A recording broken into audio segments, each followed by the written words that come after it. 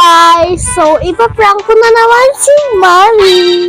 Gugulatin ko po siya sa taas kasi nasa taas siya. So, doon ako magtago sa basta nandun siya sa taas, tinitingnan niya si Lola at Lolo. Naiwan ako dito kasi ayaw ko magpasama. Gusto ko talaga magpaiwan kasi naisip ko tong prank na to eh. So, halika na. Punta na tayo.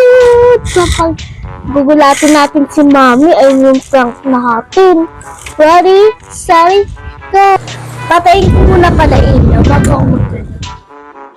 Ready, set, go.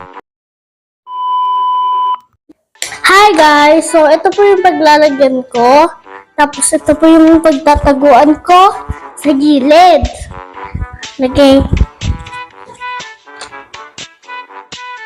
Lagyan na natin. Hintayin ko siya. 1. Hintayin natin siya. Kasi, tagal niya. Tagal.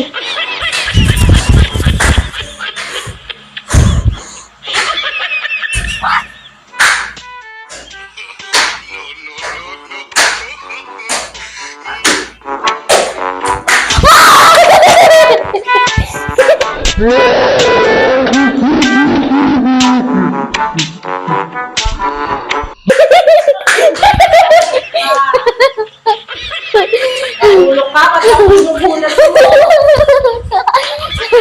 Ginulat ako guys! Ayan, ano? Nabisisyo ka pala. Pasok mo na ako. Please subscribe, share this video, and like. Bye-bye!